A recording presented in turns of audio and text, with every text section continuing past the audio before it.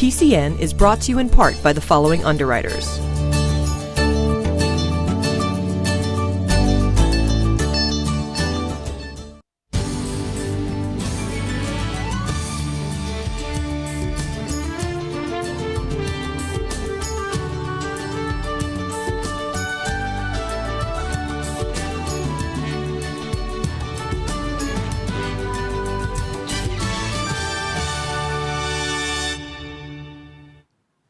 Welcome to another episode of PACTV Community News. I'm Julie Thompson.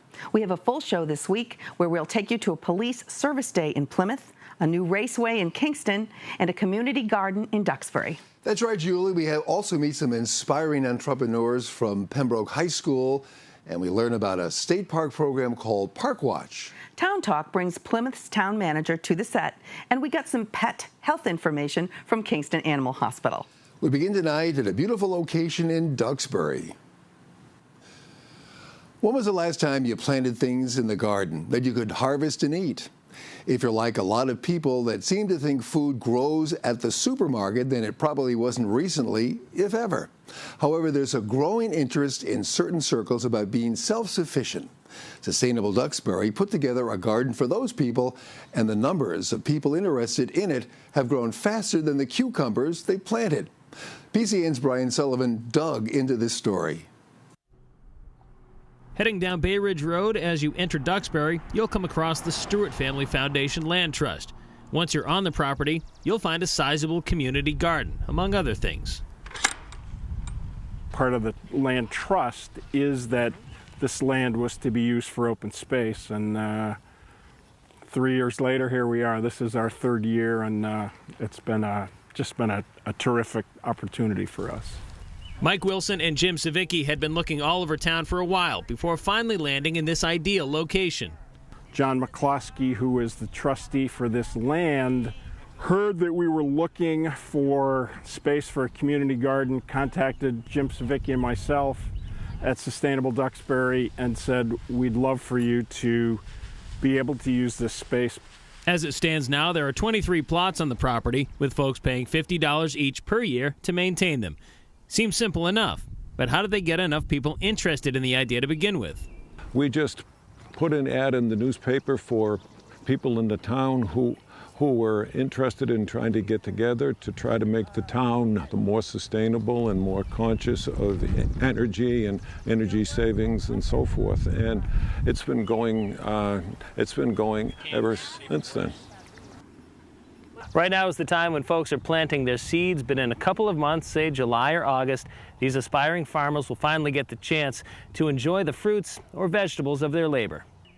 Carrie Meyer is a retired school teacher who finds her zen moments here at the garden. When I come here, I feel a very strong sense of peace. I see the wide open sky. I hear the birds singing and floating around the garden, the bees buzzing. Many times I come here when the children from the Cardinal Cushing School are here and taking care of the chickens. And I am so impressed by their ability to feed the chickens and water them and find the eggs in the nest. It wouldn't be a farm without chickens and eggs. But let's not forget the honeybees, too. While their honey production may be low right now, I wasn't about to go in and find out just how low. Thanks to a local horse, the farm has a steady source of manure for fertilizer, where just a couple of years ago, someone threw some pumpkin seeds into that pile and grew an amazing crop of pumpkins. As for the garden, if there are bugs there, so be it. This is a pesticide-free garden, and we strive to have anyone that looks to fertilize to use organic fertilizer. So it's nice to be able to grow your own food and know where it came from, number one, and knowing that it's pesticide-free and seemingly way better for you than what you buy in the grocery store. The crops that come out of the garden here always taste much better, much better. The tomatoes are just amazing. The cucumbers always taste so fresh. I have a plot here and I have a plot at home, and oftentimes when I go to make a sandwich in the afternoon, I'll go out to the plot and pick some of the lettuce and so forth to go on the sandwich, and it's just fantastic to be able to do that. In Duxbury, I'm Brian Sullivan, PACTV Community News. Torchlight, a mobile app designed by 4 female students involved in the Robotics After-School Club at Pembroke High School, was designed to provide emotional support to people with mental or physical illnesses. Those dealing with illnesses do not always want to join an actual support group or might even be uncomfortable with conventional therapy. So the app features a monitored feed, safe chat discussions, hotline resources, and an option to submit media. The need for this app came to fruition through the girls' volunteerism at the Magical Moon Foundation in Marshfield, which provides support to children with life-threatening illnesses. PACTV's Caroline Garrett brought us this wonderful story. So our app, Torchlight, was created to help people with mental and physical illnesses that needed around-the-clock support. We got our idea off of the Magical Moon Foundation farm. It's a place of safety when someone comes through this door. I immediately greet them with, welcome to Magical Moon Farm. You're in a place of magic and anything can happen here. So the children that come here are usually dissociating from trauma, and this is the perfect safe environment for them to just relax and unwind and also process some of the trauma that they're going through.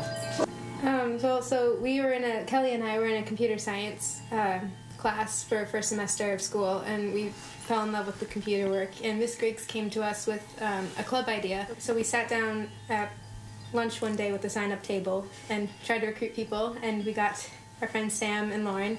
And from there we had about weekly meetings, and we started to come up with ideas on how we want to progress with this. These girls, I'm so proud of them, first of all. They came in as interns, and they were working alongside children that have problems, some of them don't. A lot of kids come here just doing community service, but we often find that we all have issues that we need to work on.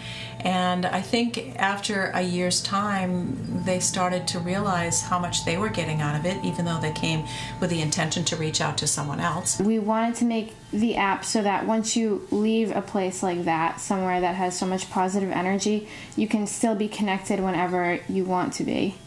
There was a real need for that connection beyond Magical Moon Farm. And if the girls get to do this, it's wonderful for us here, because I can say to them, we'll go to Torchlight and you'll have an opportunity to talk to other kids that are going through what you're doing, what you're going through, and there'll be avenues to get more help. It's a wonderful idea. We wanted to use the Magical Moon Foundation as our pilot group, so they would essentially look at the app, tell us what they think about it, and then they send it back to us, we develop it more, and eventually send it to healthcare providers or health insurance or hospitals. So healthcare companies and insurance companies are considering these telemedicine options with care for people that they service. So this app focuses on that area that these companies are looking for. The children that we have here come with all kinds of issues, but they all have a common denominator, and they need to be safe, and they need to have friends, and they need to be in a place that helps them process what they're going through. So they don't want to be seen as sick, as many people that are sick don't want to be seen as just an illness. They want to be seen as more of a person. So in a year from now, what we hope to have is a very strong, very diverse community of many people that can come together and share their stories and don't feel victimized or like they're there because of their illness. Yes. So we have the 4 tabs, which at the moment are called Feed, Chat, Submit, and Hotline, and those are the 4 main options. We were kind of surprised that there weren't many apps like ours on. If you went on the App Store or Google Play, you wouldn't find a lot of apps that were similar to that. And I think that's because it's kind of it's difficult to make this concept a reality, to make a really safe environment, but we're putting all our effort into it. So I think that with a lot of hard work, we can get this app off the ground. We figured that anyone would need a place to go where they feel safe and where they feel like they're not alone. I see the kids out there right now. It's whenever they're here, they laugh. They smile, they laugh, they're positive, they're empowered, And this app has the opportunity to do the same. Well, you know, everybody uses apps now on their phones. And there's an app for everything. There is. And to think that these kids came up with this idea that helps people with challenges, it helps their parents, it helps their caregivers, it helps the community, it even can possibly go into the medical field in the future, is just astounding. They should be so proud of themselves for doing this. I would hope so, and it's just amazing. It just amazes me that they thought of this. I know, it's terrific. Yeah. Great kids. With the police in the news so often lately for being on the wrong side of the law, it's easy to forget all the good things they do. Here in Plymouth, the PD held their 4th annual Police Services Day to remind people that they're here to help, get to know the community, and even have some fun. Today is the 4th annual Police Services Day, provided by the Plymouth Police Department. We've done this for the last few years. It's sponsored by the Ranking Officers Association. It's important to say. A lot of support from the officers in the department, a lot of volunteers here today. And we need to make sure we get out in the community so the community knows just what does the police, what are our resources, what are we capable of doing, and also put a face to that law enforcement officer that maybe someday you might need at your house. We have a bicycle unit. We're really proud of that unit. They work in the downtown waterfront area. They do an extraordinary job. We have our motorcycle unit here today. They'll do several demonstrations. We have our K9 unit today. We have 2 K9 patrol dogs, and we have 1 K9 drug dog that's assigned to our street crimes unit. They'll do some demonstrations today to show their capabilities as well. We have our Metro SWAT vehicle here, which is a Bearcat vehicle. We're part of a coordinated effort with 46 communities, Metro Law Enforcement Council, where we provide officers from our community that train and work on their SWAT team as well. We have our Marine unit here. We have a 27-foot safe boat that's on display. We have food, we have popcorn, hamburgers, hot dogs, face painting today. We also have Captain John Rogers here today, and he's in a dunk tank over here, and he's trying to raise money for Special Olympics. He'll be participating in the Over the Edge event up in Boston later in June, I believe. And that's an excellent and great cause there, so we're happy to have that as well. One of the other units we're really proud of, and we're bringing them back this year. We had last year we had a difficult year, was our mounted unit. We were able to purchase 2 new horses this year, both 7 years old. One's named Tobias, and the other one is named John. They're about 17 hands, weigh about 1,700 pounds. They're beautiful animals. We've been training the last couple of weeks with them. They'll be deployed this summer down on the waterfront, so we're real proud of that unit. We also have detectives from our department here today, and they're showing different fingerprint kits that they have, and they're able to fingerprint some of the children here today. So a family member or parent can bring home the children's fingerprints, and God forbid they become missing someday, we have some prints for them. I also want to mention the Plymouth Police Department Citizens Police Academy Alumni Associations here today, and they assist us throughout the year. It's several people that have gone through our Citizens Academy that we run, and they're here today volunteering, providing cooking on the grill, and taking care of all of the different things we have over here, including face painting and those things. They help us throughout the year, so I want to mention them. I think in the world today, with what we've seen happening throughout the country, I think that our value lies in relationships, as far as the police department's relationship with the community. We've been working on that for several years. We feel like we're in the forefront of that. And that's what today's about, is a relationship. People have a relationship with officers. They know them by first names. They meet them. They see what they do every day. And I think that should something go wrong, I think that the first thought that would go through someone in this community's head would be the police department will do the right thing. And then obviously we have to follow up by doing the right thing. So confidence and legitimacy in the police department. There's a new business in town, and it may just run circles around its competitors, or whatever shape a racetrack is. It's an indoor go-kart track known as K1 Racing, and they've opened up shop inside the Kingston Collection. The Plymouth Chamber of Commerce welcomed them to the business community with a ribbon-cutting ceremony, and PCN stopped in to catch the action. Meet the latest outdoor activity to move to the indoors. It's go-karts. Recently, the Plymouth Chamber of Commerce welcomed the new business to the area. And while it may be new here, what's known as K1 Racing has been immensely popular out in California. Because California is such a green state, all of our go-karts are 100% electric, unlike a lot of the other competitors out there. And because of that, people are starting to really get on the green bandwagon. Because of that, K1's finally made its way across the east to the East Coast. If the carts weren't electric, they probably couldn't be used indoors due to the fumes and fire hazards. But why Kingston of all places? You know, Kingston is a great town simply because you're close to the water. There's quite a bit to do, but in the wintertime it gets cold. And when it gets cold, it gets hot at K1. Attention K1 racers, can I get Mitch, Jim, Joe, Chris, Kate, Suzanne, Jacqueline, Brian, David, and Pat in the entrance gate. Your race is going to be up next.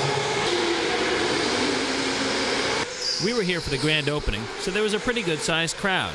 But at K1, they seem to think it will be a regular thing for folks in the area, and there's no specific demographic. You know, our target audience is anybody that's over 48 inches tall. As long as you're 48 inches tall and you're ready to play, we can fit you in a go-kart. It makes it easy for everybody. It's a great entry-level opportunity for go-karts, all the way up to the experienced drivers that bring their own helmets and they're ready to play. If you don't have your own helmet, there are plenty of those available. And the business is open year-round, so they're expecting to see many of these same people again, and hopefully they've told their friends. We want you to leave with a piece of paper that says you got the result you wanted, you had the fun you wanted, and you're ready to come back another day. The carts are designed to look like Formula One racers with a single seat, which turned out to be a problem for me. Unfortunately for me, I wasn't able to get the camera onto one of the carts, so I had to sit on the sidelines. Reporting from Kingston, Brian Sullivan, PACTV Community News. If you've ever been out at one of the many parks here in Plymouth and saw something that didn't sit right with you, maybe it was a litter or ATVs running wild or even just a lost animal. Like many, you didn't know who to contact, but now there's an app for that. It's called Park Watch, and our own Brian Sullivan headed into the woods to find out more. Here in Plymouth, if you look hard enough, you can find lots of open space, perfect for hiking, sightseeing, or just getting back to nature. However, not everyone treats our parks and wooded areas with the utmost respect. And now the Department of Marine and Environmental Affairs plans to do something about it. That something is called Park Watch. It's a national organization sponsoring the protection of parks across the country. Some of those parks are here in Plymouth. The town of Plymouth is so big that it's easy to forget that these elements of nature even exist. What they're hoping to do with Park Watch is raise awareness of these areas so that people will appreciate them and also try to keep them in pristine condition. We met up with two of the key players in bringing Park Watch to Plymouth at the Southeastern Mass Pine Barrens Alliance. We headed down the trail to Sawmill Dam. Director of Marine and Environmental Affairs David Gould explained the significance of choosing this spot. This whole area had been excavated out when the dam was removed. The whole area had been regraded, seeded, stabilized with native vegetation, and then within months of completion had been damaged by off-road vehicles, dirt bikes and ATVs and quads coming through this area, ripping up all the fabric, all the vegetation, and just basically eroding the banks that had just been completed. That's the kind of damage that we're talking about. Park Watch is technology that allows people to notify the town of Plymouth of the exact location where an incident occurred just by using their mobile devices. But it's more than just people being reckless on ATVs that they should watch out for. The numbers of things that you can report also include things like a lost dog, or a horse. We've had horses lost in the forest. Things that are not emergencies, but that you feel are detracting or causing detriment to our conservation lands or our parks. Hikers will also want to report illegal dumping, as some people have been known to leave household appliances like refrigerators, ovens, and AC units in the woods because it may cost too much to dispose of legally. Whatever the case may be, the hope is to use the technology for the betterment of everyone, including the woodland creatures. We hope that people here in Plymouth take advantage of Park Watch as it goes into effect in the spring and summer and really utilize it as an important tool to help us manage properties better. Obviously, the town's invested a lot of money into these properties, and we want to make sure that they're managed accordingly. So if people take advantage and use this Park Watch program, we really think it'll be helpful to us. At Sawmill Dam in Plymouth, I'm Brian Sullivan, PACTV Community News. Another app, and a very useful one. Very useful indeed. Yeah. Yeah. You know, I've noticed, especially on social media, when a pet is missing, it goes all through the social media, and people take pictures of it. And this is really great. It's another location that people can use to contact the right authorities to get the right information out there. And that's a good thing. Yes. And I love the fact that they can report lost animals. And speaking of animals. Pet Health is back with information from the Kingston Animal Hospital.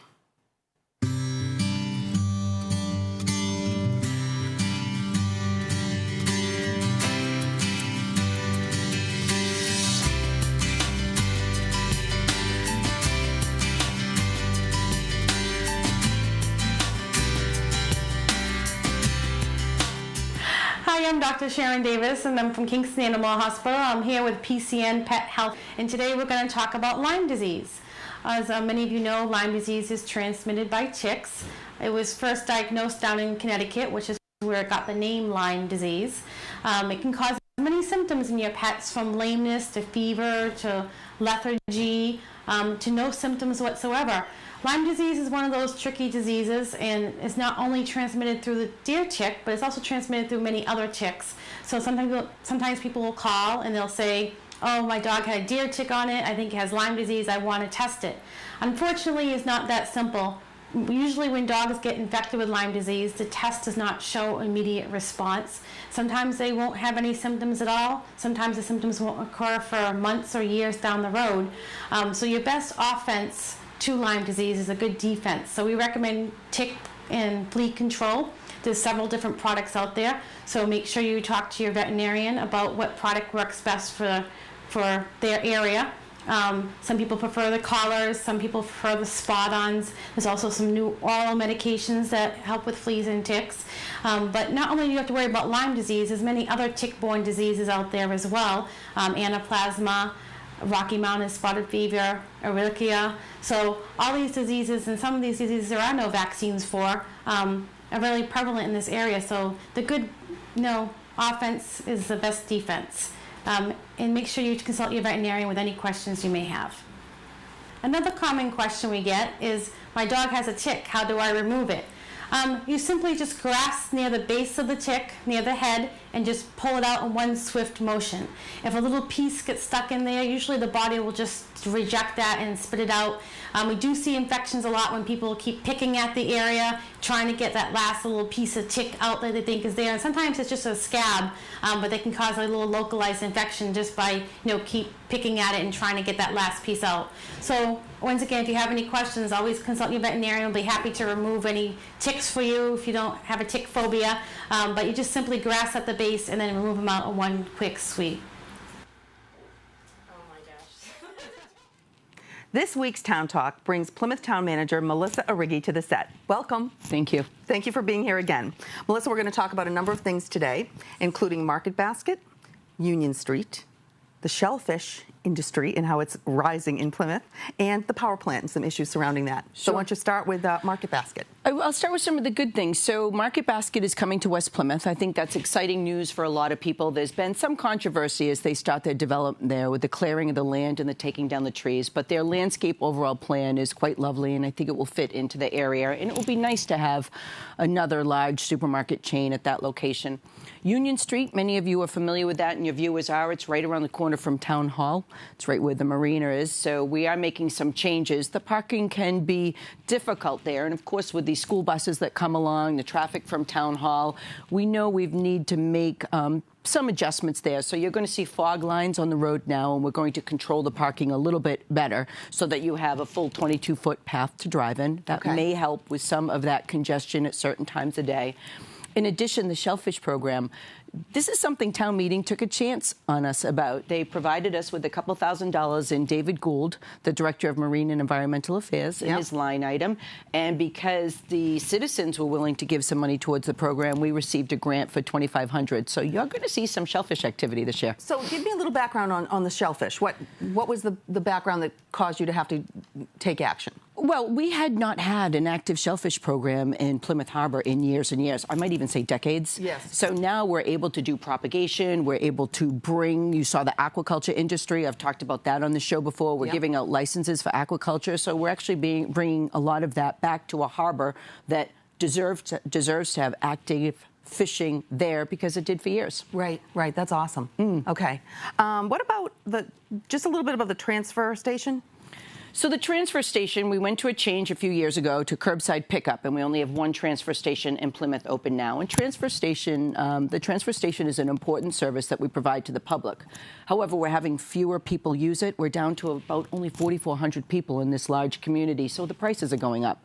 So the selectmen have, asked us once again to keep those costs as low as possible. And one of the things that we're looking at right now is, with the curbside pickup program, do we continue to have special bags for the curbside? We have them for the transfer station, so as you pay as you go, you pay as much as you use trash, that you generate more. So there are some of the things that we're looking at right now, but we are concerned about the dwindling population at the transfer station if that ultimately will result in a closing. Okay, so that's something we have to keep our eye on. Yes. And finally, talk to me about what's happening with the power plant. So there were a couple studies done around the power plant that the public has been anxious about hearing the results. The first was University of Massachusetts was looking to do a study on what would happen in the event that the power plant eventually closed, and what are some of the other economic repercussions that happen from that plant. All the employees that are there, the restaurants that they use in the area, the services they use in the area, what does that actually do for our economy? So that study is being presented now. We want to have an opportunity in the future to let the public weigh in. It's a lot to digest at first. In addition, our Nuclear Matters Committee, led by Jeff Berger and Richard Rothstein as chairman, they also, at a directive from the Board of Selectmen, they said, take a look at the top 5 issues when it comes to the nuclear power plant in Plymouth. What are the top 5 issues that we should be looking at, that we should be learning more about, and that we should be talking about publicly? And we're hearing the results of that right now, too. Oh, great. So a lot of education's coming up. Yeah, and I think that's the biggest key to this. This is education. It provides us information so that we can plan for it. Exactly. Good. Excellent. Thank you so much for joining us again. Anytime. And thank you for watching this week's show. We want to hear from you. If you have an event coming up or an interesting person in your town we could profile, let us know by emailing kim@pactv.org. Our website has replay times as well as links to all of our stories. Or go ahead and catch us on YouTube. Follow us on social media as well to get updates on PCN happenings. We'll see you next week for another episode of PCN.